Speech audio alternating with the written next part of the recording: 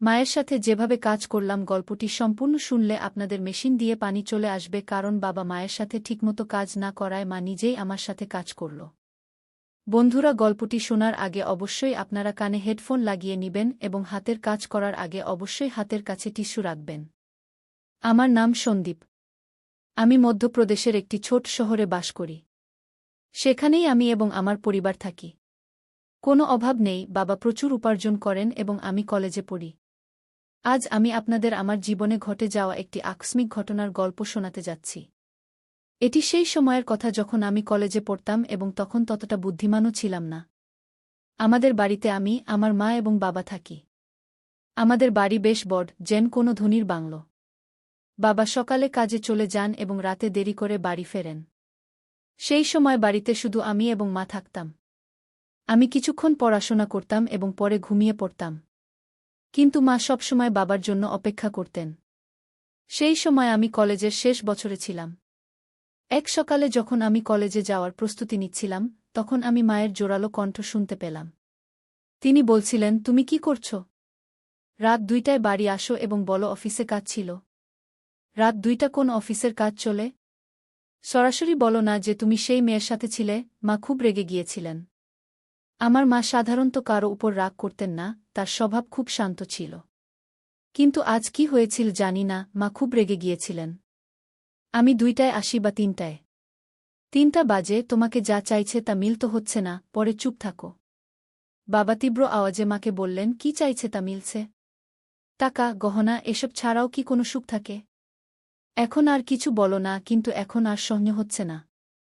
3-4 মাস হয়ে গেছে, তুমি আমাকে ছুঁয়েও দেখোনি। শেষ ওই মেয়ের মধ্যে এমন কি আছে যা আমার মধ্যে নেই? মায়ের আওয়াজ আরও তীব্র হয়ে উঠল। তখন বাবা রেগে বললেন, বারবার মেয়ে বলো না, নইলে। তাহলে কি করবে? মা উল্টো জবাব দিলেন। সেই সময় বাবার রাগ অনেক বেড়ে গিয়েছিল। তখনই হঠাৎ ধমকের আওয়াজ এল এবং সঙ্গে সঙ্গেই মায়ের চিৎকারে পুরো ঘর গুঞ্জে উঠল। আমি তৎক্ষণাৎ আমার ঘর থেকে ছুটে তাদের বেডরুমের দিকে গেলাম। যে দৃশ্য আমি দেখলাম তা দেখে আমি হতবাক হয়ে গেলাম। বাবা মাকে বেল্ট দিয়ে মারছিলেন। মা ব্যথায় চিৎকার করছিলেন, কিন্তু বাবা থামার নামই নিচ্ছিলেন না। আমি কিছু না ভেবেই মায়ের উপর ঝাঁপিয়ে পড়লাম, যাতে তাকে বাঁচাতে পারি। কিন্তু বাবা তখনও থামলেন না। যেই আমার উপরেও 2-4টি বেল্টের আঘাত লাগল, বাবা থামলেন এবং তিল মিলিয়ে আমার দিকে রেগে তাকাতে লাগলেন, তারপর বাড়ি থেকে বেরিয়ে গেলেন। পরের দিকে আমি মায়ের দিকে তাকালাম। মায়ের চোখ থেকে অশ্রুধারা বয়ে যাচ্ছিল। আমি মাকে সাপোর্ট দিয়ে উঠিয়ে দিলাম। উঠতে গিয়ে মা কেঁদে উঠলেন। আমি তাকে বিছানায় বসালাম। তখন পর্যন্ত তার হাত ও পিঠে লাল দাগ পড়ে গিয়েছিল। এ দেখে আমার বাবার উপর প্রচণ্ড রাগ উঠল। কোনো মানুষ এত নিষ্ঠুর কি করে হতে পারে? কেউ নিজের স্ত্রীকেও এভাবে মারতে পারে? তখন আমি দ্রুত রান্নাঘরে গেলাম। একটি বাটিতে তেল ও হলুদ মিশিয়ে মায়ের কাছে নিয়ে এলাম। মায়ের পিঠে 2-4টি বেল্টের আঘাতের ব্যথা অনুভব হচ্ছিল। মা ফুপিয়ে ফুপিয়ে কাঁদছিলেন। এরপর আমি মায়ের হাত ও পিঠে তেল হলুদের মিশ্রণ লাগানো শুরু করলাম, যেখানে তাকে মারা হয়েছিল। কিছু জায়গায় হালকা রক্ত বের হয়েছিল। মিশ্রণ লাগানোর পর আমি বাটিটি একপাশে রেখে মায়ের পাশে বসে পড়লাম। মা আমাকে দেখে তৎক্ষণাৎ আমাকে জড়িয়ে ধরে কাঁদতে লাগলেন। পরে তিনি আমার গলায় মুখ লুকিয়ে জোরে জোরে কাঁদতে লাগলেন। মায়ের অশ্রুতে আমার কাঁধ ভিজে গেল। আমি তার পিঠে হাত বুলিয়ে তাকে শান্ত করার চেষ্টা করছিলাম। আমরা দুজন অনেকক্ষণ ধরে এভাবেই একে অপরের বাহুতে ছিলাম। তখনই মায়ের হাত যখন আমার পিঠের দাগগুলো স্পর্শ করল, তীব্র ব্যথার ঢেউ উঠল এবং আমি কেঁদে উঠলাম। মা যেই এটা বুঝতে পারলেন, তিনি তৎক্ষণাৎ আমার থেকে সরে গেলেন। পরে মা আমার শার্ট উপরে তুলে সেই বাটি থেকে তেল হলুদের মিশ্রণ ধীরে ধীরে আমার পিঠে লাগাতে লাগলেন। লাগানোর সময়ও তিনি ফুপিয়ে ফুপিয়ে কাঁদছিলেন। তুই কেন আমার জন্য মাঝখানে এলি? অকারণে তোরও মার খেতে হলো, মা এমন বললেন। তখন আমি তাকে বললাম, মা, তোমার জন্য যদি আমার প্রাণও চলে যেত, তবু আমার কোনো দুঃখ হতো না। কিন্তু তিনি তোমাকে মারলেন। যখন আমি এ কথা বললাম, তখন মা আমার দিকে তাকিয়ে বললেন, তোকে বলব কি না ভাবছি। ছেড়ে দে, এখন তোকে এসব জানা উচিত। গত 2 বছর ধরে তোমার বাবা একটি মেয়ের পেছনে ঘুরছে। রাতে দেরি করে আসে এবং আমার জন্য যেন কোনো অস্তিত্বই নেই তার কাছে। আর আমাকে এ কথা বলতে লজ্জাও হচ্ছে যে গত কয়েক মাস ধরে সে আমাকে ছুঁয়েও দেখেনি। কয়েকবার মনে হয়েছে আমি নিজের প্রাণ দিয়ে দিই। কিন্তু আমার পরে তোর কি হবে এ ভেবে আমি এমন পদক্ষেপ নিইনি। কিন্তু সত্যি এখন এই জীবন থেকে ক্লান্ত হয়ে পড়েছি। এখন আমি ঠিক করেছি একই ঘরে থাকব, কিন্তু তার সাথে কোনো সম্পর্ক রাখব না। মায়ের এ কথা শুনে আমি ভাবনায় পড়ে গেলাম। এত সুন্দর, সুশিক্ষিত ও বুদ্ধিমান মা হওয়ার সত্ত্বেও বাবা কি করে অন্য নারীর পেছনে ঘুরছে। মনে মনে আমি বাবার এই কাজকে দোষী সাব্যস্ত করলাম। মা সত্যিই খুব সুন্দর ছিলেন। সুন্দর চেহারা, নাজুক বডি, স্লিম ফিগার, ৫ ফুট উচ্চতা, ফর্সা রং, তিনি যেন কোনো ছবিতে আঁকা দেবীর মতো দেখাতেন। তবুও বাবা কেন তার সৌন্দর্য দেখতে পাচ্ছিলেন না? সেই দিনের পর থেকে মা বাবার সাথে কথা বলা বন্ধ করে দিলেন। তিনি আমার ঘরে আমার পাশেই ঘুমাতে লাগলেন। বাবা মাসে বাড়ির সব জিনিসপত্র ভরিয়ে দিতেন এবং টিভির পাশের ড্রয়ারে ৫,০০০ টাকা রেখে যেতেন। এখন তো বাবা বাড়িতে খেতেও আসতেন না। তিনি সেই মেয়ের বাড়ি থেকেই খেয়ে আসতেন এবং কখনো কখনো বাড়িতেও আসতেন না। ধীরে ধীরে এভাবে আরও ৩ বছর কেটে গেল। তখন আমি কলেজের পড়াশোনা শেষ করেছি এবং একটি আইটি কোম্পানিতে কাজ শুরু করেছিলাম। আর এখন আমি ২৪ বছর বয়সী হয়ে গিয়েছিলাম। নিয়মিত ব্যায়াম ও ভালো খাদ্যাভ্যাসের কারণে আমার স্বাস্থ্যও ভালো হয়ে গিয়েছিল। এখন তো বাবা মাসে ২-৩ বারই বাড়ি আসতেন। আমার সঙ্গে খুব কম কথা বলতেন। যদিও মা এখন সেই আঘাত থেকে উঠে এসেছিলেন, কিন্তু তার চেহারায় সবসময় একটা বিষাদ ছেয়ে থাকত। আমি তাকে কখনো হাসতে দেখিনি। আমি আগে কখনো এমন দেখিনি, এটা দেখে আমার খুব খারাপ লাগত।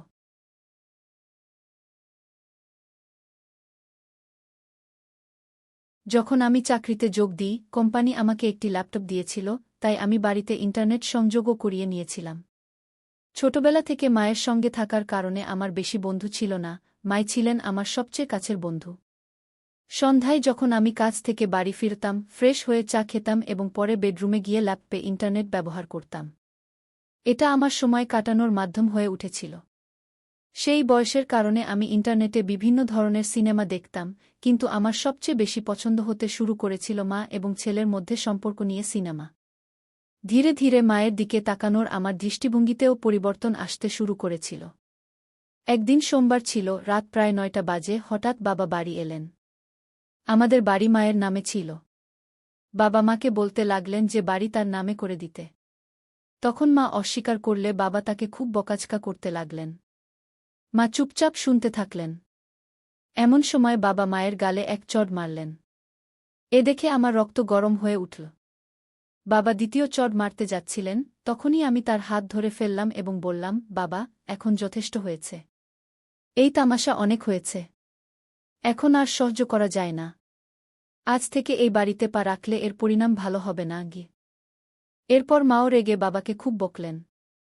বাবা মায়ের জোরে বকুনিতে হঠাৎ থেমে গেলেন এবং আমার শক্তিশালী শরীর দেখে সেখান থেকে চলে গেলেন। পরে আমি দরজা বন্ধ করে মায়ের কাছে গেলাম। মা আমাকে চোখে অশ্রু নিয়ে দেখলেন এবং দৌড়ে এসে আমাকে জড়িয়ে ধরে ফুপিয়ে ফুপি কাঁদতে লাগলেন। আমিও মায়ের কোমর শক্ত করে ধরে তাকে আমার বাহুতে জড়িয়ে নিলাম। মা হিক্কা নিচ্ছিলেন এবং বলছিলেন, ঠিক আছে বেটা, এই মানুষের এই অসীম। আজকের পর যদি সে বাড়িতে আর না আসে তাহলেই ভালো। মা বললেন, এখন এই বাড়িতে তার আসার সাহস হবে না। আর যদি আসেও, আমি তাকে ছাড়ব না গিয়ে আমি বিষয়টি নিয়ে রেগে মাকে বললাম। এরপর মা চিন্তিত হয়ে বললেন, সন্দীপ বেটা, এই মানুষের সাথে জড়িয়ে না। যদি তোমার কিছু হয়ে যায়, আমি কার উপর ভরসা করব? তখন আমি আবেগে বললাম, তুমি চিন্তা করো না মা। সেই সময় আমার কাছে চাকরি ছিল না, তাই আমরা বাধ্য ছিলাম। কিন্তু এখন আমার কাছে ভালো চাকরি আছে। তুমি চিন্তা করো না, আমি তোমাকে কিছু হতে দেব না গিয়ে আমি মাকে আশ্বস্ত করে বললাম। একদিন দুপুরে আমি কাজ থেকে বাড়ি ফিরলাম। যেমনই আমি আমার চাবি দিয়ে দরজা খুলে ভেতরে এলাম, তখনই আমি একটি অদ্ভুত শব্দ শুনলাম। আমি বেডরুমের দরজার কাছে গিয়ে দেখলাম দরজা ভেতর থেকে বন্ধ ছিল। আমি দরজার ছিদ্র দিয়ে ভেতরে তাকিয়ে দেখলাম যে মা ভেতরে কারো সাথে ছিলেন। যে দৃশ্য আমি দেখলাম তাতে আমি হতবাক হয়ে গেলাম। প্রায় ১০ মিনিট ধরে আমি সেখানে তাকিয়ে রইলাম। হঠাৎ মা অজ্ঞান হয়ে মেঝেতে পড়ে গেলেন। বাড়ির বারান্দার দরজা খুলে আমি বাইরে গেলাম। এরপর আমি জোরে বললাম, মা, আমি চলে এসেছি। তুমি কোথায়? বলেই আমি হাতে ধরা ব্যাগ সোফায় রেখে জুতোর ফিতা খুলতে লাগলাম। কিছুক্ষণ পর মা বেডরুমের দরজা খুলে বেরিয়ে এলেন। আমাকে দেখে তার মুখে ঘাবড়ে যাওয়া এবং আশ্চর্যের ভাব ছিল। আমি দ্রুত জুতো খুলে বেডরুমে ঢুকে গেলাম। টেবিলে আমি কলার একটি প্লেট দেখলাম। আমি একটি কলা নিয়ে খেতে লাগলাম। মা আমার পিছে পিছে এলেন। আমি ঠিক তখন কলা খেতে যাচ্ছিলাম, মা কিছু বলতে যাচ্ছিলেন, কিন্তু আমি আগেই কলা মুখে পুরে ফেললাম। মা অবাক হয়ে আমার দিকে তাকানোর সুযোগ পেলেন, আর আমি শান্তিতে কলা খাচ্ছিলাম। কলাটা একটু কাঁচা ছিল, তাই পুরোপুরি মিষ্টি নয়। মা, কলা খুব ভালো আছে। আর কলা কি? আমি কলা খেতে খেতে মাকে জিজ্ঞাসা করলাম। মা কিছু উত্তর দিলেন, কিন্তু তার মুখেই রইল। কিন্তু বন্ধুরা, আমি আপনাদের বলছি, সেই কলাগুলোর স্বাদ এত ভালো ছিল যে কিছু বলার নেই। কলা খাওয়ার পর আমি বাথরুমে গিয়ে ফ্রেশ হয়ে এলাম এবং তারপর ঘরে গিয়ে ল্যাপটপ খুললাম। তারপর আমি একটি রোমান্টিক মুভি দেখতে লাগলাম। রাতের খাবারের পর আমি বেডরুমে ঘুমাতে গেলাম। কিছুক্ষণের মধ্যে মা সব কাজ সেরে ঘুমাতে এলেন। মা হালকা গোলাপি রঙের নাইটগাউন পরেছিলেন। তখন আমি ল্যাপটপ থেকে চোখ সরিয়ে মায়ের দিকে তাকালাম।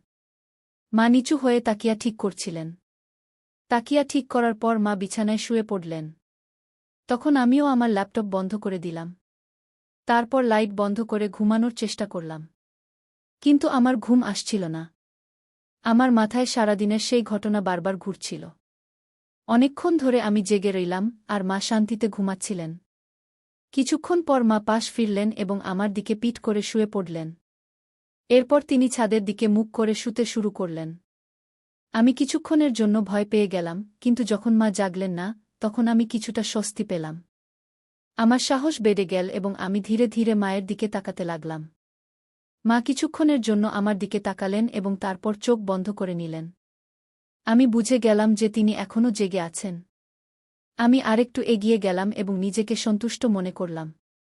মাও খুশি ছিলেন। তিনি কিছু বলেননি, কিন্তু আমি অনুভব করছিলাম যে তিনিও সন্তুষ্ট হয়েছেন। মা, কি হয়েছে? তুমি চুপ কেন? তোমার ভালো লাগেনি? আমি যখন এমন জিজ্ঞাসা করলাম, তখন তিনি বললেন, না রে বেটা, আমার তো খুব ভালো লেগেছে। তুই মাকে খুব খুশি করেছিস কি? তারপর আমি মায়ের পিঠে স্নেহে হাত বুলাতে বুলাতে বললাম, মা, এখন থেকে তোমাকে কলা খেতে হবে না। আমি ধীরে ধীরে এমন কথা বললে মা বলে উঠলেন, বেটা, তোমার এটা কি করে জানা হলো? মা অবাক হয়ে আমার দিকে তাকিয়ে জিজ্ঞাসা করলেন। তখন আমি তাকে বললাম, আজ দুপুরে যখন আমি বাড়ি ফিরলাম, তখন ঘর থেকে তোমার কণ্ঠ শুনতে পেলাম। যখন আমি দরজার ছিদ্র দিয়ে দেখলাম, তখন সব বুঝে গেলাম। তখনই আমি ঠিক করলাম, এখন থেকে মাকে কোনো কিছুর অভাব হতে দেব না। সন্দীপ, আমার রাজা, তুমি তোমার মাকে কত ভালোবাসো, মা আবেগপ্রবণ হয়ে বললেন। হ্যাঁ মা, এখন থেকে তোমাকে আমি কোনো কিছুর অভাব হতে দেব না, আমি বললাম। এখন বাবাও আমাদের আর প্রতিদ্বন্দ্বিতা করবে না, এবং তিনি আর এই বাড়িতে পা রাখবেন না। তাই তুমি এখন চিন্তা করো না, আমরা এখন সুখে থাকব, আমি মাকে আশ্বস্ত করলাম। সেদিন আমরা দুজনেই সুখ ও শান্তির আনন্দ উপভোগ করলাম এবং তারপর আরামে ঘুমিয়ে গেলাম। পরের সকালে মা সব কাজ সেরে আমাকে জাগাতে এলেন। আমি দ্রুত প্রস্তুত হয়ে চা খেলাম এবং আমরা দুজনেই গল্প করতে লাগলাম। তখনই আমরা দেখলাম, বাবা হঠাৎ এসে আমাদের সামনে দাঁড়িয়ে গেছেন। মা বাবাকে জিজ্ঞাসা করলেন, এখন তোমার কি চাই? একবার বলে দিয়েছি যে আমরা এই বাড়ি দেব না, তাহলে আবার কেন এসেছ? বাবা উত্তর দিলেন, আমার এখন বাড়ি চাই না। আমি শুধু এটা বলতে এসেছি যে আমি এখন আরেকটি বিয়ে করতে যাচ্ছি, তাই তোমাদের থেকে তালাক চাই। তারপর মা আমার দিকে তাকিয়ে জিজ্ঞাসা করলেন, তোমার কি বলার আছে? আমি বললাম, মা, তুমি যা সঠিক মনে করো তাই করো। আমি তোমাকে কোনো কিছুর অভাব হতে দেব না, আমার উপর বিশ্বাস রাখো। মা তখন বাবাকে তালাকের জন্য হ্যাঁ বলে দিলেন। দুপুরে মা এবং বাবা দুজনেই অফিসে গেলেন এবং তাদের বাকি আইনি কাজ সেরে ফিরে এলেন। তারপর থেকে বাবা আর কখনো আমাদের দেখা দেননি এবং আমরাও তাকে খুঁজে বের করার চেষ্টা করিনি। আমরা দুজনেই এখন আমাদের বাড়িতে খুশি ছিলাম এবং বাবাও তার সেক্রেটারির সাথে খুশি ছিলেন। এখন আমরা দুজনেই একা থাকি এবং আমাদের সুখ দুঃখের খেয়াল রাখি। এমনি করে চলতে চলতে এখন অনেক বছর কেটে গেছে। এখন মা আমাকে বলতে শুরু করেছেন, এখনও তোমার অনেক জীবন বাকি আছে, তুমি কোনো ভালো মেয়েকে দেখে নাও, যাতে আমি তোমার বিয়ে দিতে পারি। এবং হ্যাঁ, বিয়ের পর আমাকে ভুলে যেও না। আমি হেসে বললাম, তোমাকে কিভাবে ভুলতে পারি মা, তুমি তো আমার মা। তখন আমরা দুজনেই হেসে উঠলাম। পরের কয়েক মাস আমাদের জীবন খুব শান্তি ও খুশিতে কাটছিল। মা এবং আমি এখন একে অপরের খেয়াল রাখতাম এবং একে অপরের সাথে খুশি ছিলাম। কিন্তু মায়ের কথা আমার মাথায় সবসময় ঘুরত। তিনি বলেছিলেন যে আমাকে আমার জীবনের কথা ভাবতে হবে এবং কোনো ভালো মেয়েকে বিয়ে করতে হবে। আমি এ বিষয়ে গভীরভাবে ভাবা শুরু করলাম এবং একদিন মায়ের সাথে খোলামেলা কথা বললাম। মা, তুমি ঠিক বলেছিলে। এখন সময় এসেছে যে আমি আমার জীবনের পরবর্তী পর্যায়ে এগিয়ে যাই। আমার মনে হয় এখন আমিও কারো সাথে আমার জীবন কাটানোর প্রয়োজন আছে। কি মা আমার মুখের দিকে তাকিয়ে মৃদু হাসলেন। এরপর তিনি বললেন, একদম ঠিক বলেছ বেটা, আমি সবসময় চেয়েছি তুমি তোমার জীবনকে খুশি ও ভালোবাসায় ভরে তুলবে। আমি তোমার জন্য খুব খুশি গু। এরপর মা আমার জন্য মেয়ে দেখা শুরু করলেন। কয়েক দিনের মধ্যেই মা একটি ভালো সম্পর্ক পেয়ে গেলেন। মেয়েটির নাম ছিল প্রিয়া। প্রিয়া খুব বুদ্ধিমান ও সংস্কৃতিবান মেয়ে ছিল। যখন আমি প্রথমবার তার সাথে দেখা করলাম, তখন আমার মনে হল যেন আমার জীবনের সেই শূন্যতা পূর্ণ হয়ে গেল। প্রিয়া এবং আমি খুব শীঘ্রই বিয়ের বন্ধনে আবদ্ধ হলাম। বিয়ের পর আমাদের বাড়ি আরও সুখের হয়ে উঠল। মা, প্রিয়া এবং আমি একটি পরিবারের মতো থাকতে শুরু করলাম। মা এখন এ বিষয়ে খুব খুশি ছিলেন যে তিনি আমাকে একাকিত্ব থেকে বের করে এনে আমার জন্য একটি নতুন জীবন শুরু করতে সাহায্য করেছিলেন। সময় কেটে গেল এবং আমাদের জীবন আগের চেয়েও ভালো হতে লাগল। মা এখন আগের চেয়েও বেশি খুশি ছিলেন এবং আমিও এ বিষয়ে সন্তুষ্ট ছিলাম যে আমি তার সব স্বপ্ন পূরণ করেছি। শেষে আমি শিখলাম যে জীবনের সম্পর্কের গুরুত্ব কতটা, তা সে মা-ছেলের সম্পর্ক হোক বা স্বামী-স্ত্রীর। সত্যিকারের ভালোবাসা ও সম্মানী সম্পর্ককে মজবুত করে এবং এই শিক্ষাই আমি আমার জীবনে প্রয়োগ করেছি। তাই বন্ধুরা, এই গল্পের মূল বার্তা হল যে পরিবারই আমাদের আসল শক্তি এবং যখন আমরা আমাদের পরিবারের পাশে দাঁড়াই, তখন সব কঠিন কাজ সহজ হয়ে যায়। আশা করি তোমরা এই গল্পটি পছন্দ করেছ।